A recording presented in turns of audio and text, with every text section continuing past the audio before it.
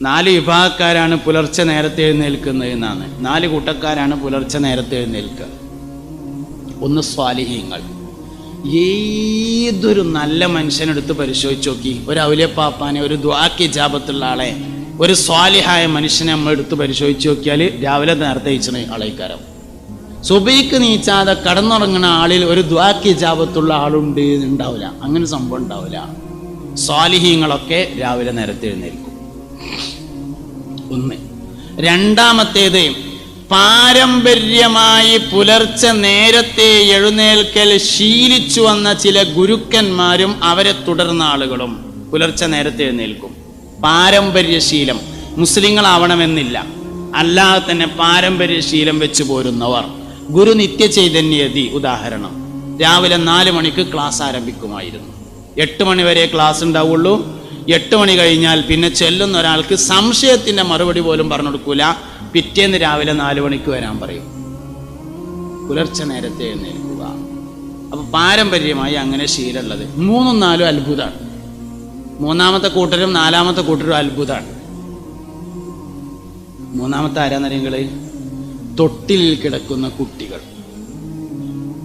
ചെറിയ കുട്ടി, ചെറിയ എല്ലാ കുട്ടികളും ഉണരുന്നത് സുബഹിന്റെ അല്പം മുമ്പായിരിക്കും. പെരയില് കുട്ടിയുള്ളവർക്ക് ഇന്ന് പോയിട്ട് അലാറം വെച്ചിട്ട് നീച്ചിട്ട് നോക്കാം. അലാറം വെച്ചാലേ നമ്മൾ നീച്ചുള്ളൂ, അതുകൊണ്ട് പറഞ്ഞാണ്. ഇന്ന് പോയിട്ട് നോക്കാം. സുബഹിന്റെ മുമ്പ് ഉണരും. തൊട്ടിലിൽ കിടക്കുന്ന പാല് കുടിക്കുന്ന ഏത് കുട്ടിയും ഉണരും സുബഹിന്റെ മുമ്പ്. കുട്ടികൾ പെരയിലുള്ളവര് ഇന്ന് പോയിട്ട് നോക്കിക്കോളി. എല്ലാ കുട്ടികളും. എന്താ കാരണം? അള്ളാഹു കുട്ടികൾക്ക് വലിയ സംരക്ഷണം ഏർപ്പെടുത്തുന്നു എന്നതാണ് കാരണം. ഈ ലോകത്ത് അള്ളാഹു തആല ഏറ്റവും കൂടുതൽ സംരക്ഷണം കൊടുക്കുന്നത് കുട്ടികൾക്കാണ്. ചെറിയ കുട്ടികൾ. എല്ലാ കുട്ടികളും നേരത്തെ എഴുന്നേൽക്കും. ഉമ്മ പറയും, അല്ലെങ്കിൽ അമ്മായിമ്മ പറയും, ആ കുട്ടി ആ പെമ്പറന്നോളം ഉറങ്ങാൻ തന്നെ അയക്കണില്ല, നേർത്തണ്ട് നീച്ചു എന്ന് പറയും. എന്നിട്ട് പിന്നെ തൊട്ടിയിലിട്ടിട്ട് ഇങ്ങനെ ആട്ടിയിട്ട് വീണ്ടും ഉറക്കാൻ വേണ്ടി ശ്രമിക്കും. കുറെ കഴിയുമ്പോൾ ഉമ്മാന്റെ ശീലത്തോട് കുട്ടി യോജിച്ച് ഉറങ്ങലോടും. നേരത്തെ ഉണരുന്നതിലെ 3ാമത്തെ അത്ഭുതമാണ് കുട്ടികൾ. എന്തിനാ കുട്ടി ഉണരുന്നത്? എന്തിനാ സുബഹിന്റെ മുമ്പ് ഉണരുന്നത് അറിയോ? ഒരു കുട്ടിക്ക് മുല കൊടുക്കേണ്ട ഏറ്റവും പ്രധാനപ്പെട്ട സമയമാണ് സുബഹിന്റെ മുമ്പുള്ള സമയം. നോമ്പ് തുറക്കുന്ന സമയത്ത് പത്തിരി ഇട്ട് കൊടുക്കൽ സുന്നത്തില്ല, കൊണ്ടുവച്ചാൽ മതി, ആവശ്യമുള്ളവരിട്ട് കഴിക്കുക വേണ്ടേ. എന്നാൽ ഒരു ഈത്തപ്പഴത്തിന്റെ കീറ് കൊണ്ടെങ്കിലും അത്താഴം കഴിക്കണേ ഹബീബുനാ റസൂലുള്ളാഹി സല്ലല്ലാഹു അലൈഹി വസല്ലം. ചില ആൾക്കാർ പറയും, ഞാൻ രാത്രി ചോറ് കഴിച്ചു കഴിഞ്ഞാൽ പിന്നെ അത്താഴം ഒന്നും കഴിക്കൂല. ഓന്റെ ചാര അത് വലിയ അഭിമാനമാണ് എന്നാണ്. ഒരഭിമാനമില്ല. സുബഹിന്റെ മുമ്പ് ഈച്ചിങ്ങാണ്ട് രാത്രി പകുതി കഴിഞ്ഞതിന് ശേഷം അത്താഴം കഴിക്കുന്നതിലാണ് അഭിമാനമുള്ളത്. സുബഹിന്റെ മുമ്പുള്ള സമയം കുട്ടികൾ ഉണരുന്നത് മുല കൊടുക്കേണ്ട ഏറ്റവും പ്രധാനപ്പെട്ട സമയമാകുന്നു അത്. അപ്പം എന്ത് വേണം? ഉമ്മ സുബഹിന്റെ മുമ്പ് എഴുന്നേൽക്കണം. എഴുന്നേറ്റിട്ട് മൂത്രമൊഴിച്ച് വൃത്തിയാവണം. മുലക്കണ്ണ് കഴുകി വൃത്തിയാക്കണം. എഴുന്നേറ്റിരുന്നു കൊണ്ട് ബിസ്മി ചൊല്ലി സുബ്ഹാനല്ലാഹ് എന്ന ദിക്റ് ചൊല്ലിക്കൊണ്ട് കുട്ടിക്ക് മുല കൊടുക്കണം. ഒരിക്കലും കിടന്നുകൊണ്ടോ പകുതി ഉറക്കത്തിലോ മുല കൊടുക്കാൻ പാടില്ല. ഗഫലത്ത് എന്ന അശ്രദ്ധ കുട്ടിയിലേക്ക് ഇൻസ്റ്റാൾ ചെയ്യപ്പെടുന്നതാണ്. മുല കൊടുക്കണ സമയത്തുള്ള അമ്മാന്റെ ചിന്ത കുട്ടിയിലേക്ക് ഇൻസ്റ്റാൾ ചെയ്യുന്നതാണ്. ഒരു മുല എടുക്കണ സമയത്ത് ഒരു ഉമ്മ ചിരിച്ചാൽ കുട്ടിയും ചിരിക്കും, ഉമ്മ കരഞ്ഞാൽ കുട്ടിയും കരയും. മുല എടുക്കണ സമയത്ത് ഉമ്മ ചിരിച്ചാൽ കുട്ടി ചിരിക്കും, വെറുതെ ചിരിച്ചാൽ മതി.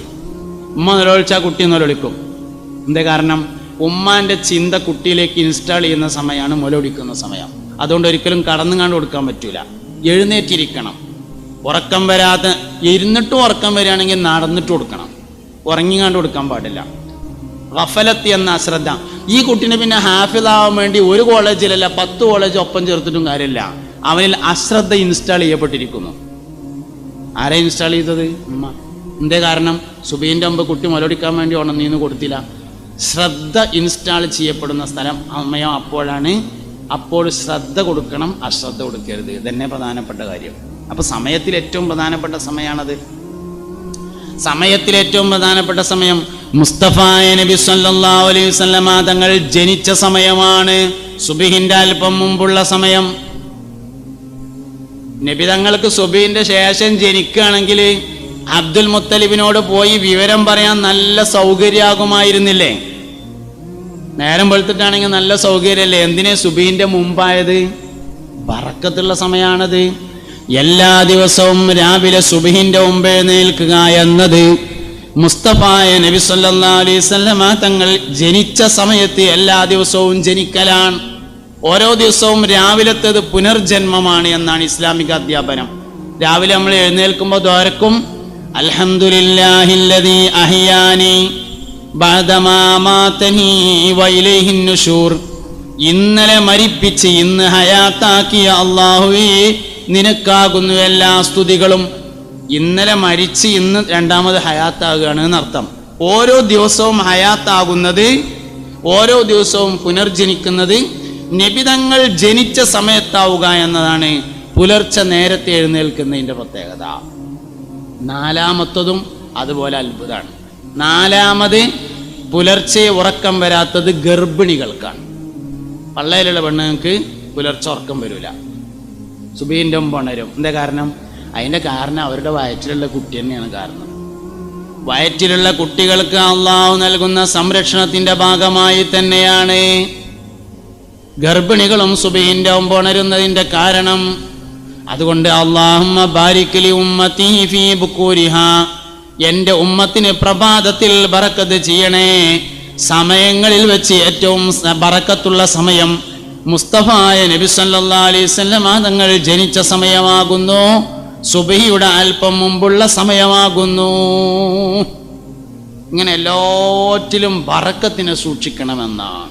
സമ്പത്തിലെ ബറക്കത്ത്, മക്കളിലെ ബറക്കത്താണ് ഞാൻ പറഞ്ഞു തരുന്നത്. അതിൻ്റെ ഇടയ്ക്ക് ഇങ്ങനെ മാറിയതാണ്. ബഹുമാനപ്പെട്ട സയ്യിദ്ന അബ്ദുറഹ്മാൻ ബിൻ ഔഫ് റളിയല്ലാഹു അൻഹു പറഞ്ഞു, എനിക്ക് നിങ്ങളെ തോട്ടം വേണ്ട, എനിക്ക് നിങ്ങളെ ബാക്കിയുള്ളതും വേണ്ട. എനിക്ക് നാളെ നേരം വെളുത്താൽ അങ്ങാടിയിൽ കച്ചവടം കിട്ടുന്ന സ്ഥലമൊന്ന് കാണിച്ചു തന്നാൽ മതി എന്ന് പറഞ്ഞു. ആയിക്കോട്ടെ പറഞ്ഞു.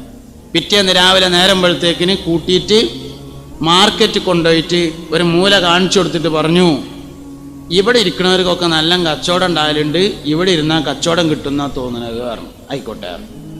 എല്ലാ സ്ഥലത്തും കച്ചവടം ഉണ്ടാവില്ല, ചില സ്ഥലത്ത് കച്ചവടം ഉണ്ടാവും. കച്ചവടം കിട്ടാത്ത ബർക്കത്തില്ലാത്ത സ്ഥലമാണെന്ന് മനസ്സിലായാൽ എത്രയും നേരത്തെ പൂട്ടിയാൽ അത്രയും നഷ്ടത്തിൻ്റെ കണക്ക് കുറക്കാൻ പറ്റും.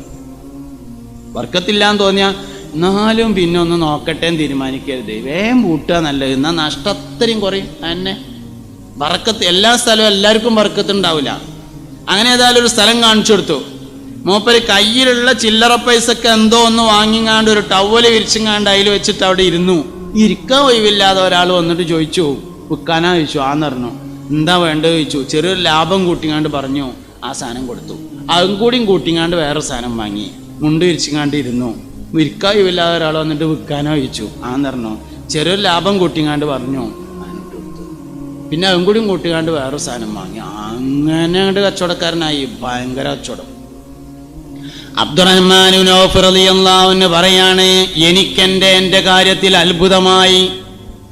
എൻ്റെ കാര്യത്തിൽ അത്ഭുതമായി. എന്തേ? ദരിദ്രനായി തുടരുന്നതിൻ്റെ പിന്നിൽ ദരിദ്രനായി തുടരാൻ ആഗ്രഹിക്കുന്നുണ്ട് എന്ന ഒരു രഹസ്യം ഇരിക്കുന്നുണ്ടെന്നാണ്. എന്തായാലും നല്ല കേട്ടോളി. 25 വരുന്നുണ്ടല്ലോ.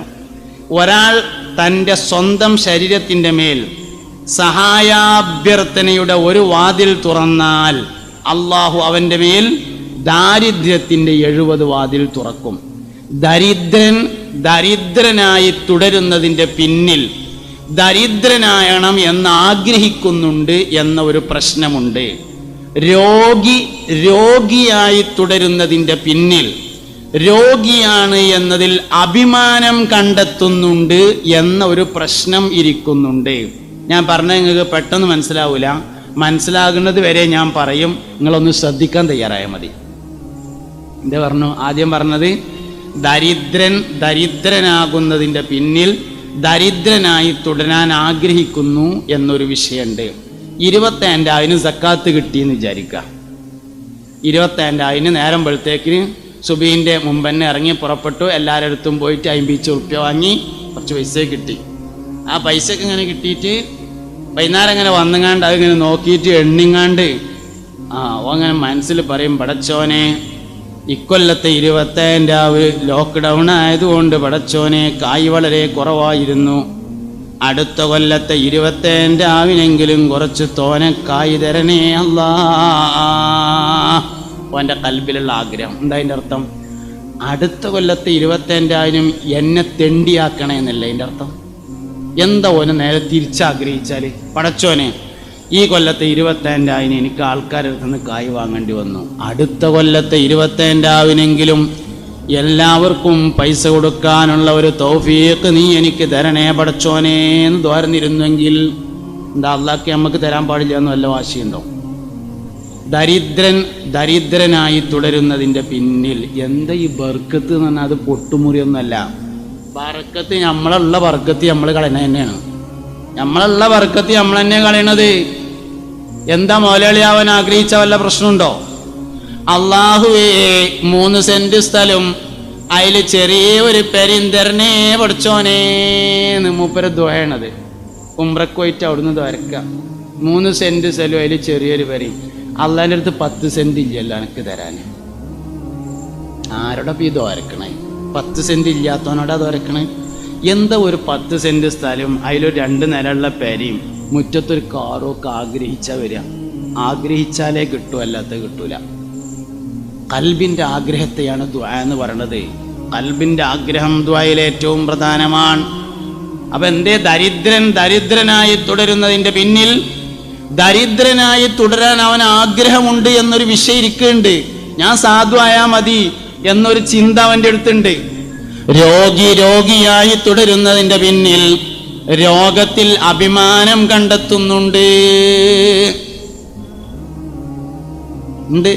ഞാൻ ഒരിക്കൽ അങ്ങനെ ആ മണ്ണാർക്കാട് ഭാഗത്ത് പാലക്കാട് ഭാഗത്തേക്ക് ഒരു പരിപാടിക്ക് പോയപ്പോൾ എൻ്റെ ഒപ്പം ജാമ്യയിൽ പഠിച്ചിരുന്ന ഒരാൾ ഖുത്ബോദിനൊരു പള്ളിയിൽ കയറി അസറസ്കരിക്കാൻ. അപ്പോൾ അസറസ്കാരം കഴിഞ്ഞപ്പോൾ മൂപ്പര് വേഗം ഓടി വന്നിട്ട് മുന്നിലുള്ള ഒരു ബേക്കറിയിൽ നിന്ന് ഒരു ചായ ഒരു കടിയൊക്കെ ഓർഡർ ചെയ്തു. അങ്ങനെ ഞാൻ അതിങ്ങനെ കുടിച്ചുകൊണ്ടിരിക്കുമ്പോൾ ഒരു വയസ്സായ ആൾ വന്നു. വയസ്സായ ആൾ അപ്പോൾ എൻ്റെ ഒപ്പം ഉണ്ടായിരുന്ന ഫൈസി എന്നോട് പറഞ്ഞു, ഞങ്ങളെ മഹലിൻ്റെ വൈസ് പ്രസിഡൻ്റാണ്, ഇവിടുത്തെ എല്ലാ ദീനീ കാര്യങ്ങൾക്കും മൂപ്പര് മുമ്പന്തിയിലുണ്ടാവും, നിങ്ങൾ മൂപ്പർക്ക് വേണ്ടി ദ്വാരക്കണം, മൂപ്പർക്ക് ഒരു ബൈപ്പാസൊക്കെ കഴിഞ്ഞതാണ് എന്ന് പറഞ്ഞപ്പോൾ ഇയാളും കൂടി നീച്ചിട്ട് പറഞ്ഞു, ഒരു ബൈപ്പാസോ 2 ബൈപ്പാസ് കഴിഞ്ഞിട്ടുണ്ട് കാരണം വല്ല ആന ഉണ്ട് എന്ന് പറയും പോലെ. ഈ ബൈപ്പാസ് കഴിഞ്ഞു എന്ന് പറഞ്ഞത് ഇത്ര അഭിമാനമുള്ളൊരു വിഷയമാണെന്ന് എനിക്ക് അപ്പോഴാണ് മനസ്സിലായത്. കല്യാണ നിശ്ചയത്തിന് പോയിട്ടേ ഒരു മധുരമില്ലാത്ത ചായ എന്ന് പറയുമ്പോൾ മൂപ്പര് വിചാരം ഇതെന്തോ വലിയ സർട്ടിഫിക്കറ്റാണ് എന്നാണ്. മധുരമില്ലാത്ത ചായ കല്യാണ നിശ്ചയത്തിന് പോകാനുള്ള യോഗ്യതയാണ് അത് എന്നാണ് മൂപ്പര് വിചാരം. ഞാൻ എന്തങ്ങോട്ട് പറഞ്ഞത്, രോഗിയായി തുടരുന്നതിൻ്റെ പിന്നിൽ രോഗിയാകുന്നതിൽ അഭിമാനം കാണുന്നു എന്ന ഒരു പ്രശ്നമുണ്ട്.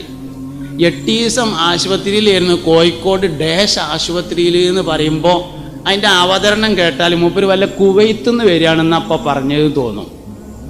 ആശുപത്രി കടന്ന് എത്ര വലിയ അഭിമാനമുള്ള കാര്യമാണ്. രോഗിയായി തുടരുന്നതിൻ്റെ പിന്നിൽ രോഗത്തിൽ അഭിമാനം കാണുന്നുണ്ട് എന്ന ഒരു പ്രശ്നമിരിക്കുന്നു.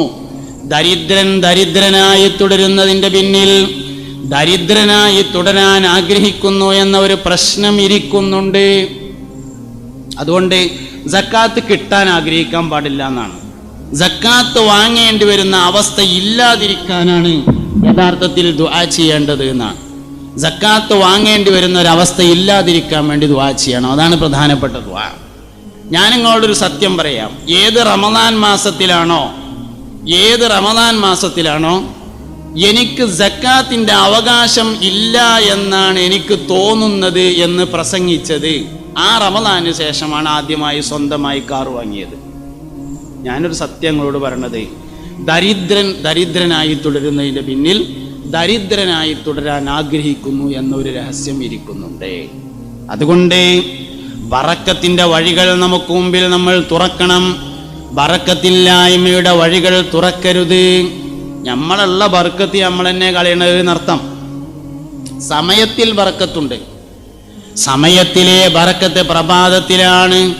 അല്ലാഹുമ്മ ബാരിക് ലി ഉമ്മത്തി ഫീ ബുകൂരിഹാ. അല്ലാഹുവേ എൻ്റെ ഉമ്മത്തിന് പ്രഭാതത്തിൽ നീ ബറക്കത്ത് ചെയ്യണേന്ന് മുസ്തഫായ നബി സല്ലല്ലാഹു അലൈഹി വസല്ലമ തങ്ങൾ ദുആ ചെയ്തിട്ടുണ്ട്. പ്രഭാതത്തിൽ രാവിലെ നേരത്തെ എഴുന്നേൽക്കുന്നവർക്ക് വലിയ ബർക്കത്തേക്കാരം. 4 വിഭാഗക്കാരാണ് പുലർച്ചെ നേരത്തെ എഴുന്നേൽക്കുന്നത് എന്നാണ്. 4 കൂട്ടക്കാരാണ് പുലർച്ചെ നേരത്തെ എഴുന്നേൽക്കുക. ഒന്ന് സ്വാലിഹീങ്ങൾ. ഏതൊരു നല്ല മനുഷ്യനെടുത്ത് പരിശോധിച്ച് നോക്കി, ഒരു ഔലിയപ്പാപ്പാനെ, ഒരു ദുആക്ക് ഇജാബത്തുള്ള ആളെ, ഒരു സ്വാലിഹായ മനുഷ്യനെ നമ്മൾ എടുത്ത് പരിശോധിച്ച് നോക്കിയാൽ രാവിലെ നേരത്തെ ഇച്ചിന് ആളേക്കാരം. സുബഹിക്ക് നീച്ചാതെ കടന്നുറങ്ങുന്ന ആളിൽ ഒരു ദുആക്ക് ഇജാബത്തുള്ള ആളുണ്ട് ഉണ്ടാവില്ല. അങ്ങനെ സംഭവം ഉണ്ടാവില്ല. സ്വാലിഹീങ്ങളൊക്കെ രാവിലെ നേരത്തെ എഴുന്നേൽക്കും. ഒന്ന്. രണ്ടാമത്തേത്, പാരമ്പര്യമായി പുലർച്ചെ നേരത്തെ എഴുന്നേൽക്കൽ ശീലിച്ചു വന്ന ചില ഗുരുക്കന്മാരും അവരെ തുടർന്ന ആളുകളും പുലർച്ചെ നേരത്തെ എഴുന്നേൽക്കും. പാരമ്പര്യശീലം, മുസ്ലിങ്ങളാവണമെന്നില്ല, അല്ലാതെ തന്നെ പാരമ്പര്യശീലം വെച്ച് പോരുന്നവർ. ഗുരു നിത്യചൈതന്യതി ഉദാഹരണം, രാവിലെ 4 മണിക്ക് ക്ലാസ് ആരംഭിക്കുമായിരുന്നു. 8 മണി വരെ ക്ലാസ് ഉണ്ടാവുള്ളൂ. 8 മണി കഴിഞ്ഞാൽ പിന്നെ ചെല്ലുന്ന ഒരാൾക്ക് സംശയത്തിന്റെ മറുപടി പോലും പറഞ്ഞു കൊടുക്കൂല. പിറ്റേന്ന് രാവിലെ 4 മണിക്ക് വരാൻ പറയും. പുലർച്ചെ നേരത്തെ എഴുന്നേൽക്കുക. അപ്പൊ പാരമ്പര്യമായി അങ്ങനെ ശീലമുള്ളത്. 3ഉം 4ഉം അത്ഭുതമാണ്. 3ാമത്തെ കൂട്ടരും 4ാമത്തെ കൂട്ടരും അത്ഭുതമാണ്. 3ാമത്തെ ആരാന്നറിയങ്ങള്? തൊട്ടിലിൽ കിടക്കുന്ന കുട്ടികൾ. ചെറിയ കുട്ടി, ചെറിയ എല്ലാ കുട്ടികളും ഉണരുന്നത് സുബഹിന്റെ അല്പം മുമ്പായിരിക്കും. പെരയില് കുട്ടിയുള്ളവർക്ക് ഇന്ന് പോയിട്ട് അലാറം വെച്ചിട്ട് നീച്ചിട്ട് നോക്കാം. അലാറം വെച്ചാലേ നമ്മൾ നീച്ചുള്ളൂ, അതുകൊണ്ട് പറഞ്ഞാണ് ഇന്ന് പോയിട്ട് നോക്കാം. സുബഹിന്റെ മുമ്പ് ഉണരും. തൊട്ടിലിൽ കിടക്കുന്ന പാല് കുടിക്കുന്ന ഏത് കുട്ടിയും ഉണരും സുബഹിന്റെ മുമ്പ്. കുട്ടികൾ പെരയിലുള്ളവര് ഇന്ന് പോയിട്ട് നോക്കിക്കോളി. എല്ലാ കുട്ടികളും. എന്താ കാരണം? അള്ളാഹു കുട്ടികൾക്ക് വലിയ സംരക്ഷണം ഏർപ്പെടുത്തുന്നു എന്നതാണ് കാരണം.